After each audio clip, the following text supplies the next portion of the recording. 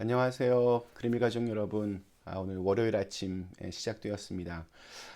매일 한 말씀으로 또 오늘 하루를 그리고 이번 한 주간을 시작하는 모든 분들에게 기도의 응답이 있는 그런 시간들이 되기를, 그리고 더 밝고 또 건강하게 우리에게 주어진 시간들을 참으로 귀하고 아름답게 채워가는 시간들이 되시기를 주님의 이름으로 간절히 축원합니다. 네, 오늘은 저희가 시편 40편 말씀을 통해서 함께 이 아침을 시작하도록 하겠습니다. 시편 40편에 있는 말씀 제가 먼저 읽도록 하겠습니다. 내가 여호와를 기다리고 기다렸더니 귀를 기울이사 나의 부르짖음을 들으셨도다. 나를 기가 막힐 웅덩이와 수렁에서 끌어올리시고 내 발을 반석 위에 두사 내 걸음을 견고하게 하셨도다. 새 노래 곧 우리 하나님께 올릴 찬송을 내 입에 두셨으니 많은 사람이 보고 두려워하여 여호와를 의지하리로다. 여호와를 의지하고 교만한 자와 거짓에 치우치는 자를 돌아보지 아니하는 자는 복이 있도다. 여호와 나의 하나님이여, 주께서 행하신 기적이 많고 우리를 행하신 주의 생각도 많아 누구도 주와 견줄 수가 없나이다. 내가 널리 알려 말하고자 하나 너무 많아 그 수를 셀 수도 없나이다. 주께서 내 귀를 통하여 내게 들려주시기를 제사와 예물을 기뻐하지 아니하시며 번제와 속죄제를 요구하지 아니하신다 하신지라. 그때에 내가 말하기를 내가 왔나이다. 나를 가리켜 기록한 것이 두루마리 책에 있나이다. 나의 하나님이여, 내가 주의 뜻 행하기를 즐기오니 주의 법이 나의 심중에 있나이다 하였나이다. 내가 많은 회중 가운데에서 의의 기쁜 소식을 전하였나이다. 여호와여, 내가 내 입술을 닫지 아니할 줄을 주께서 아시나이다. 내가 주의 공의를 내 심중에 숨기지 아니하고 주의 성실과 구원을 선포하였으며 내가 주의 인자와 진리를 많은 회중 가운데에서 감추지 아니하였나이다. 여호와여, 주의 긍휼을 내게서 거두지 마시고 주의 인자와 진리로 나를 항상 보호하소서. 수많은 재앙이 나를 둘러싸고 나의 죄악이 나를 덮침으로 우러러 볼 수도 없으며 죄가 나의 머리털보다 많음으로 내가 낙심하였나이다. 여호와여, 은총을 베푸사 나를 구원하소서. 여호와여, 속히 나를 도우소서. 내 생명을 찾아 멸하려 하는 자는 다 수치와 낭패를 당하게 하시며 나의 해를 기뻐하는 자는 다 물러가 욕을 당하게 하소서. 나를 향하여 하하하하 하며 조소하는 자들이 자기 수치로 말미암아 놀라게 하소서. 주를 찾는 자는 다 주 안에서 즐거워하고 기뻐하게 하시며 주의 구원을 사랑하는 자는 항상 말하기를 여호와는 위대하시다 하게 하소서. 나는 가난하고 궁핍하오나 주께서는 나를 생각하시오니 주는 나의 도움이시오 나를 건지시는 이시라. 나의 하나님이여, 지체하지 마소서. 아멘. 네, 저는 이 시편 40편 이렇게 읽을 때마다 저 그린빌 교회에 와서 그 초창기에 우리 성도님들 그 간증하셨을 때 저희 그 권사님 한 분이 이 제목을 이 시편 40편을 가지고 하셨던, 굉장히 담담하게 자신의 삶에서 기가 막힌 그런 웅덩이를 지금 경험하고 있는데 거기서 건지셨던 하나님의 그 은혜를 우리에게 들려주셨을 때 그때 그 감동을 잊을 수가 없습니다. 시편 40편 말씀 참 많은 사람들이 참 좋아하는 그런 시편 중에 하나입니다. 이 무대가 되는 이 광야, 여러분 광야는 아시다시피 물이 강수량이 거의 없습니다. 가을, 늦은 가을이나 아니면 봄에 다 적은 양의 비만 내립니다. 그래서 사람들은 이 광야 부근에 사는 사람들은 그 물들을 웅덩이를 깊이 이렇게 파서 조금이라도 그 물들을 좀 담아내려고 했습니다. 근데 이것이 여름이 되면 이제 그 웅덩이의 물은 다 사라지고 거기에는 진흙만 남게 됩니다. 사람들이 어쩌다 이 구덩이에 빠지게 되면 그 진흙 때문에 절대로 자기 힘으로는 나올 수가 없습니다. 진흙 속에서 나오려고 발버둥을 치면 칠수록 더 깊이 진흙 속으로 빠져들어가는 그런 안타까운 일들이 반복이 됩니다. 우리 창세기에 보면 요셉이 애굽으로 팔려가기 직전에 형들이 바로 이런 진흙 구덩이에 요셉을 넣어놓고 거기서 죽이려고 했다라는 그런 이야기가 나오기도 합니다. 요셉이 바로 이런 진흙 구덩이 속에 빠져 있었던 겁니다. 일단 이 진흙 웅덩이와 수렁에 빠진 사람은 절대 자기 힘으로는 나올 수 없습니다. 큰 목소리로 소리를 지르면서 도움을 간구해야 됩니다. 정말 작은 목소리로 하면 들리지도 않습니다. 큰 소리로 부르짖어야 정말 하나님의 의대로 누군가가 그 길을 지나갈 때 도움을 줄 수 있습니다. 그렇게 도움을 받아야만 비로소 진흙 웅덩이에서 나올 수 있습니다. 오늘 시편 40편에서 다윗이 우리 1절과 2절에서 이렇게 말합니다. 내가 여호와를 기다리고 기다렸더니 귀를 기울이사 나의 부르짖음을 들으셨도다. 나를 기가 막힐 웅덩이와 수렁에서 끌어올리시고 내 발을 반석 위에 두사 내 걸음을 견고하게 하셨도다.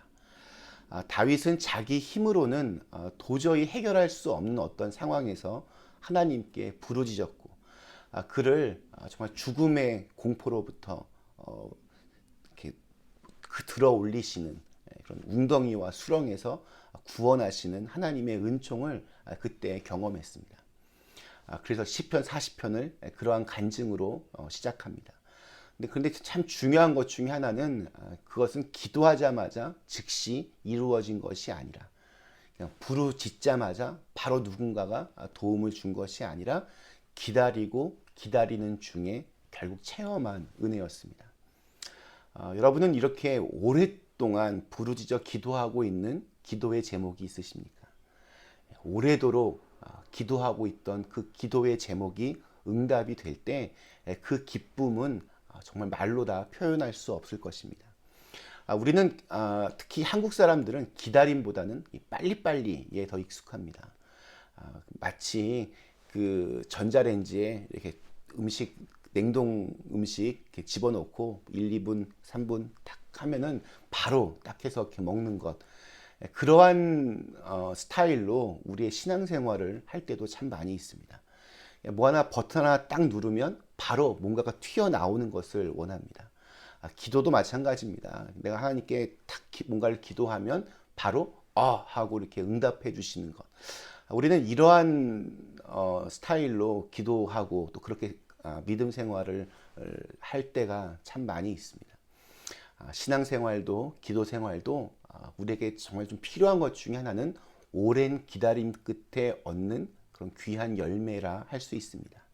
우리가 하나님 앞에 부르짖어 이렇게 기도할 때 응답이 당장에 오지 않더라도 우리의 기도는 그 기다리는 과정을 통해서 반드시 응답해 주십니다. 기다리고 기다렸더니 두 번 반복했다라고 이 반복적인 표현은 생각보다 더 많이 기다렸다라는 그런 의미입니다.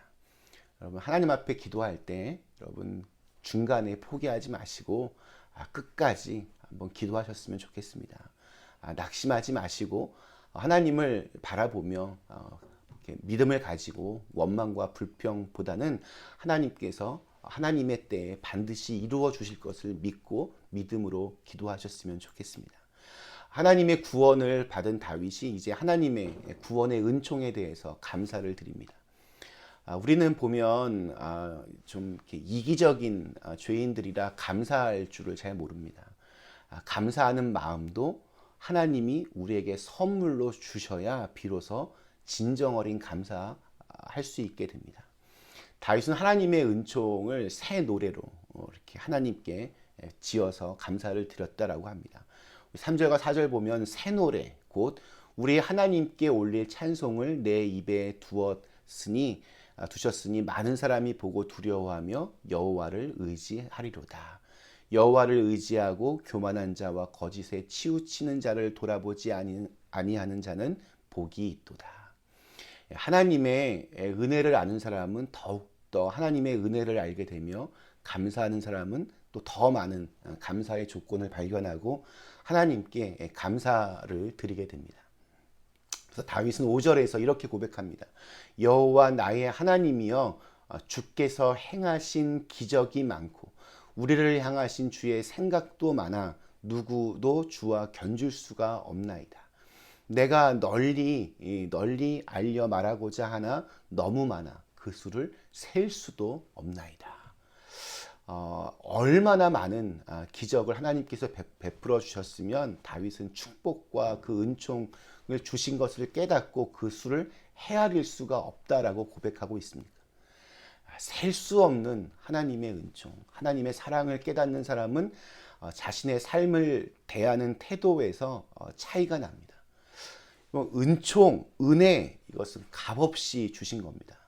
우리가 무엇을 잘 했기 때문에 그 대가로 주신 것이 아닙니다. 내가 한 일 때문에 받는 것이라면 그것은 은총이 아니라 보상이라고 표현해야 할 것입니다. 은총은 하나님께서 주십니다. 이렇게 하나님께서 값없이 주신 은총이기 때문에 그 은총을 받은 자는 그 은총에 합당한 삶을 살게 됩니다. 은총을 받은 사람 우선적으로 무엇을 해야 합니까? 주어진 그 하나님의 은총이 다른 사람들에게 욕보이지 않도록 자신을 잘 돌아보며 또 그 은총에 걸맞는 모습으로 살아가야 됩니다. 우리 12절에 보면 하나님의 은총을 받은 다윗은 자신의 죄가 머리털보다 많다라고 그렇게 고백을 합니다.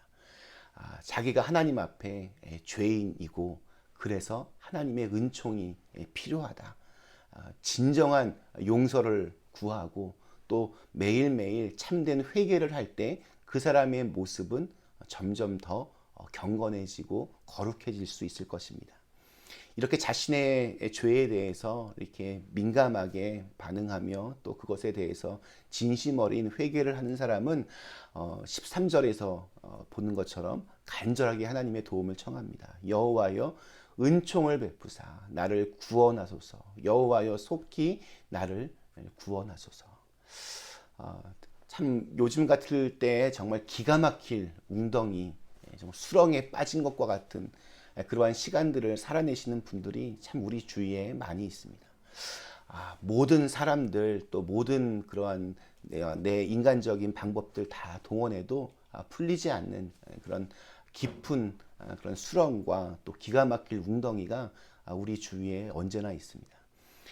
그럴 때 우리가 다 알 수도 없고 셀 수도 없는 놀라운 하나님의 은총을 그 은혜를 강구하시며 한 번이 아니라 계속해서 반복하여서 기다리고 기다리며 그 기도의 응답이 반드시 이루어지기를 소망하면서 오늘 하루를 그리고 또 이번 한 주간을 그렇게 기도의 응답이 이루어지는 시간들로 삼아내시기를 주님의 이름으로 간절히 축원합니다.